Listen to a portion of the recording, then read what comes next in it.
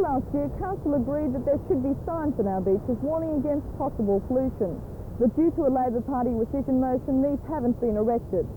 Head of the Citizens Group, Alderman John Geddes. Why do you think the ALP put in this rescission motion? Look, I don't know why the ALP does a lot of things, but I understand that their concern was they didn't want council employees having to judge the effect of pollution on the beach.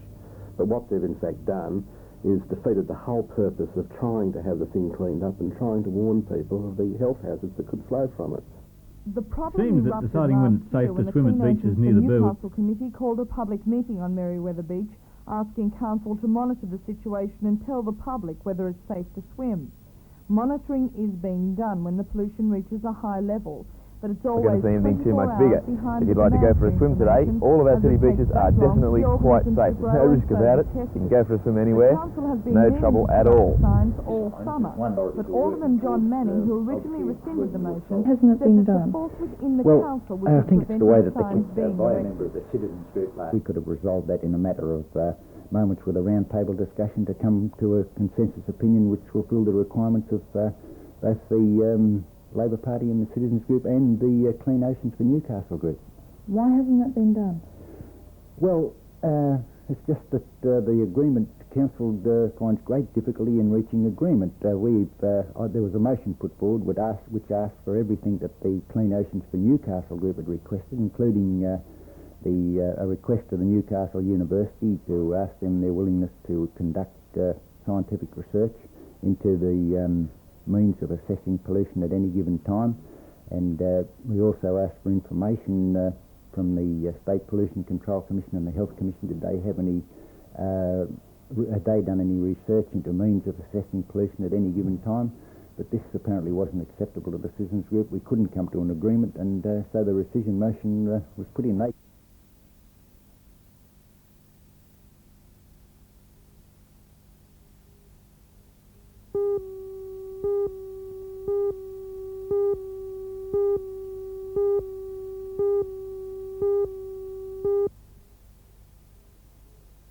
I didn't really feel particularly intimidated. I was very, very anxious in the beach because of all the things that happened with the taxi driver incident and that sort of thing. I was very nervous while I was still there and I was in the bed. I felt relaxed enough once they left because I felt confident I would be able to get out of the beach. But I was very, very nervous while they were hovering around the back of the car. That was my worst moment.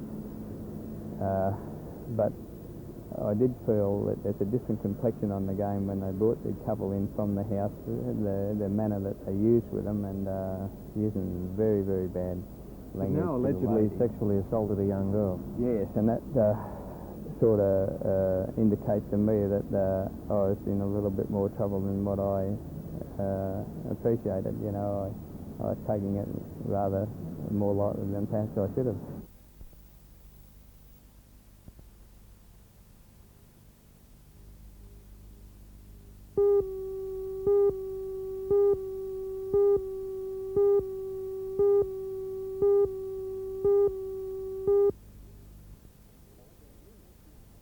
In Lima. The inmates had taken 15 hostages. None was killed when police stormed the overcrowded prison. Earlier, at one point, inmates shot a hostage in the stomach at point-blank range. Doctors say the wounded hostage probably will survive. The rebellious prisoners repeatedly tortured hostages in full view of police and journalists. Finally, police stormed the prison, retaking it after a few clashes were in the capital, Santiago, where thousands of people protested against the military government of General Pinochet. After the curfew was declared, police reportedly tried to clear the suburbs with tear gas grenades. 13 people were wounded. In similar protests last year, more than 60 people died. Heavy rain in Georgia washed away rail tracks, causing 2 serious derailments. 33 freight cars were derailed in the first incident. 50 kilometres away, another 33 cars of a 160-car freight train left the rail. Residents of hundreds of communities across the United States are having to drink bottled water because many water supply systems have been contaminated by a microscopic parasite.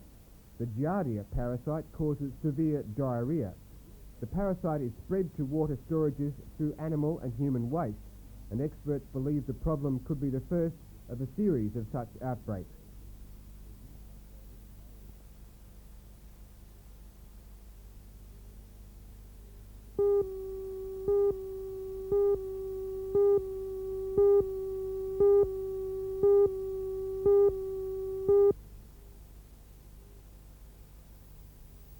Mr. Kenneth Whitty, the first secretary responsible for cultural affairs, and a woman employed by the British Council in Athens, were shot at point-blank range by a gunman wielding a 9mm pistol. 2 other women in the car escaped injury. Witnesses described the attacker as being of Middle East appearance, and several Palestinians are being questioned by police. The Greek government has strongly condemned the shooting.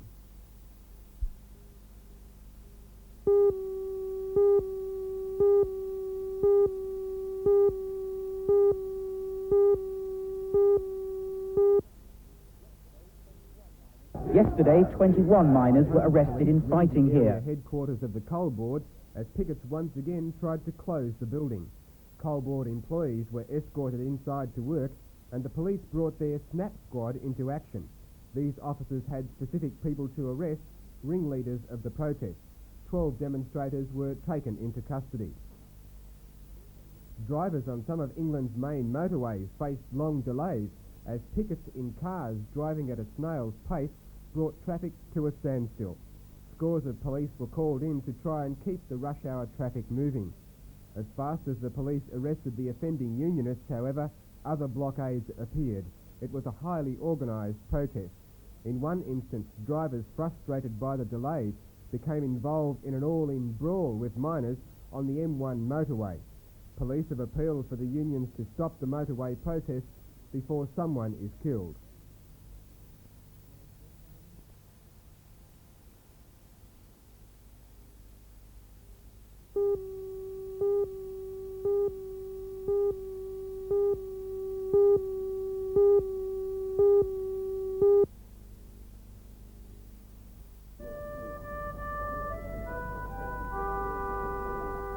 Blow the man down, bullies, blow the man down to me way. Hey, blow the man down. Blow him right back over Liverpool town. Give me some time to blow the man down.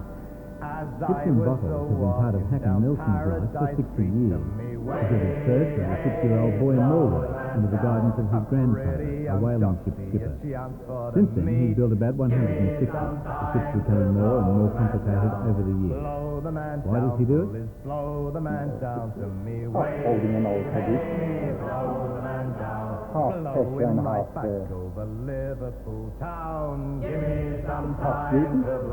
Hacken says getting the ship into the bottle and onto its green sea of special putties is the easy part. The hard work is in the preparation. And apparently there are ships and ships. That's here. Of course, it's got to come off. And this difference between the real ship and those with a flat hull. If you have a flat hull like this, it goes straight into the mud. But here, of course, I got to take the stop. Now, of course, comes the diabolical part. Give me some time to blow the man down. Blow the man down, bullies, blow the man down to me way. Hey, blow the man down. Blow him right back to the Liverpool town. That's important, that it doesn't some time to blow the man down.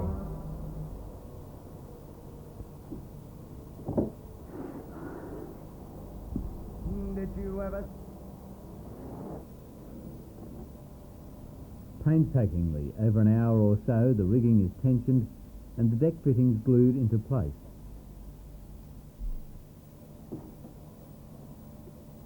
Patience and or impatience, I should say, is not in my dictionary. If it is anybody that wants to make 15 bottles and they're impatient, give it up.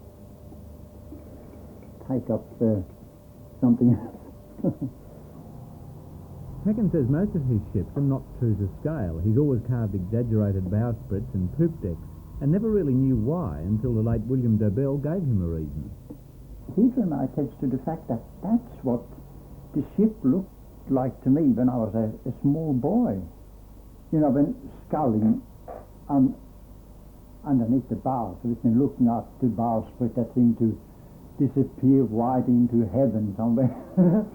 and the same underneath the poop and all that, you know, and somehow that's the way I cut them, so they're way out of proportion. Most of Hacken's ships have gone to maritime museums, from Shanghai to Scandinavia to Galveston and Texas. It seems his skill is a dying art. Radio Norway found his hobby sufficiently novel to interview him by phone. That's it. There she is. Finito. Eventually the bottles are filled with nitrogen to preserve Hacken's work. Yeah, they will last a few hundred years. Oh yeah, that's a good thought that you leave something behind you, a worthwhile. Yeah.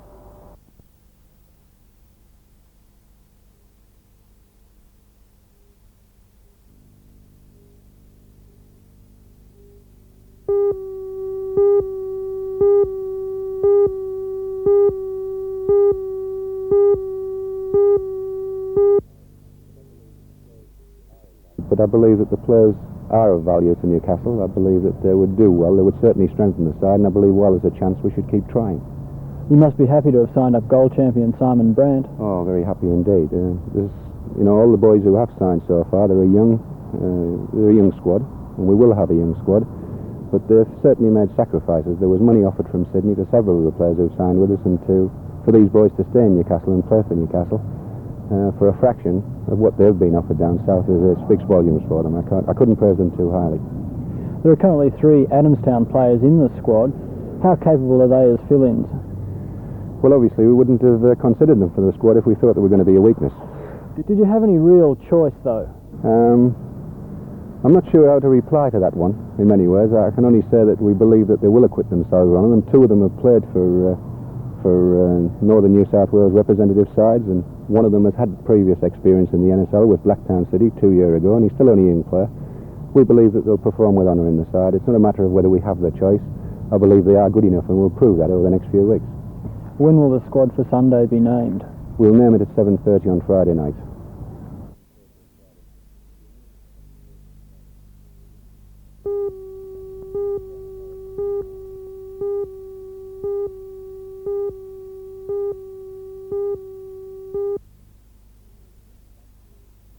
He was greeted at the steps of the main administration building at Port Waratah by the General Manager, Mr. Risby. Office staff lined the balcony and cheered as the Prime Minister made his way inside to meet executive staff and get kitted out for a Meet the Workers handshake visit inside the plant.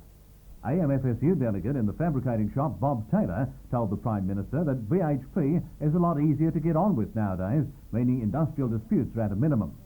However, it wasn't until Mr. Hawke walked into the mall itself that the full extent of his popularity here became clear. And who'd want to be a Prime Minister on a day like this? Mr. Hawke is down there somewhere, but obviously enjoying himself. There were more cheers as he was whisked away to a special lunch at the City Hall, attended by 300 invited civic and business leaders. Inside, the Lord Mayor, Alderman Cummings, performed the official welcome, and then it was over to the man of the moment, as ABC Radio brought the event direct to the region at large. And Mr. Hawke had found his stride. You here in this region have given, I believe, a great lead, provided a great inspiration for the rest of this country. Thank you for your help. Mr. Hawke, always the showman, got into the task of planting a special Moreton Bay fig tree with great gusto. The planting marks the beginning of the $8.8 million scheme to beautify the harbour foreshore. $3 million of that has been promised by Mr. Hawke's government. Of course, there was the mandatory plaque unveiling, and soon afterwards, Mr. Hawke's motorcade left for Williamtown, and by now, he'll be in Melbourne. But it will be a long time, if ever, before his visit here is forgotten.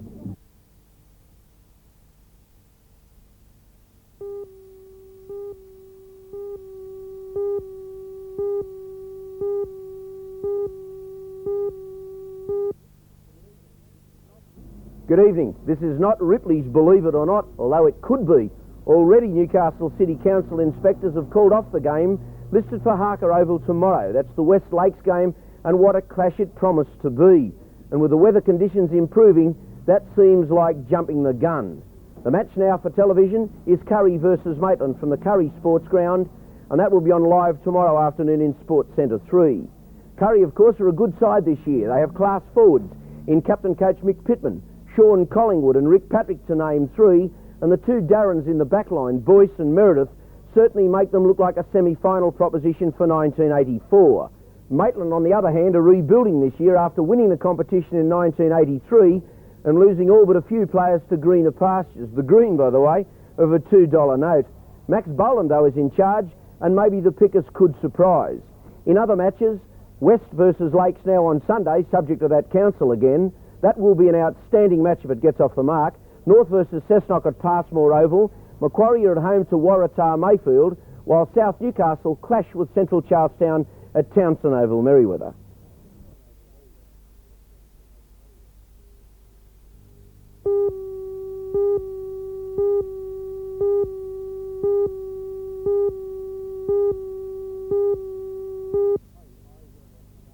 I read an article in the press this morning, Lee, which was absolutely ridiculous, that I'd been uncooperative and also that I had a car written into my contract. Now, I wish that was true. There is no car, unfortunately, but I haven't been uncooperative. I told the Rosebuds board in front of the players last Thursday week, that I was now a free agent, which is always the case in a liquidated company, and I was able to join anyone's coaching staff. Now, obviously, the new Rosebud board doesn't want me, and that's their choice. They should be able to pick their own coach, and I go along with that. You're not unwanted in the soccer world, though, I believe, a little bird tells me. No, that's true. I've had an offer from Sydney, which it astounded me that it came. It's an NSL side, but I'm reluctant to move away just at present, and I'm looking at a Northern League side in Newcastle. I'll continue to coach, and I enjoy the game. Ken, this is the time that Newcastle soccer people should be united. This is either sink or swim now. Oh, it is, Lee. I think out of all this, the players have been left unheralded. We're sending a very young team to Melbourne at the weekend. They're young players that I've worked with for 4 years, and I feel for them. I hope they win. I hope Rosebuds are successful. I hope the National League is, because I love soccer, and I'll gain nothing out of a team being a failure. Nothing at all, and neither will Newcastle.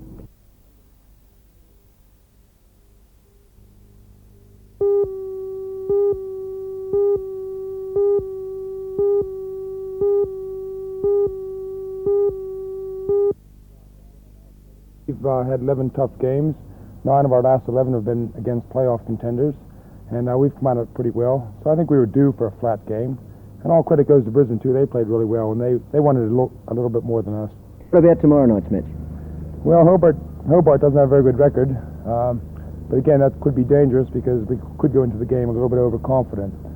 They have five good players. Their bench isn't as good as ours, so we're going to have to treat them with respect. Despite or in spite of last week's loss, you still look like a playoff side. It's been a pretty good season. Yes, as a matter of fact, I think that with the schedule in our favour, because we have a fairly easy schedule the rest of the season, I have a feeling that we'll take the first spot, actually. But according to the playoff system, it doesn't matter whether you take first or second, because there's no advantage. So we want to come in that 1 or 2, because that'll give us 2 bites at the cherry. And Geelong's the team to beat. Yes, they're killing everyone, and they say it's the best team ever in Australia, and well, we play them in a few weeks, so I guess we'll find out.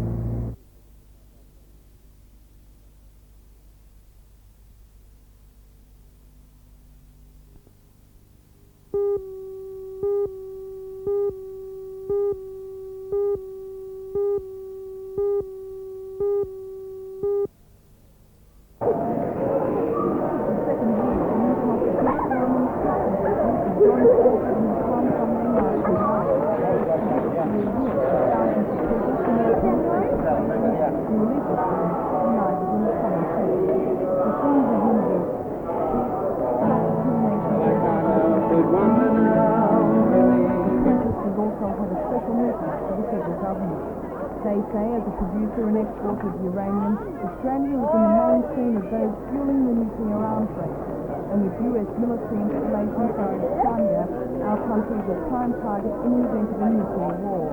The protesters streamed into Civic Park for a rally.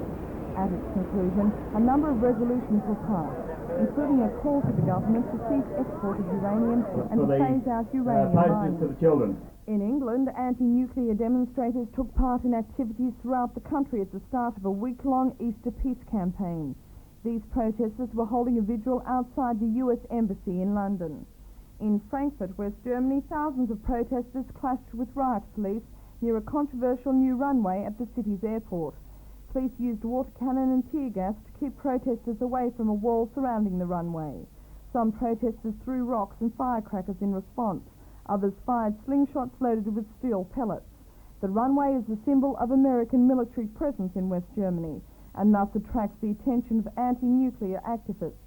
The runway's construction also meant the loss of 400,000 trees, raising the anger of environmentalists.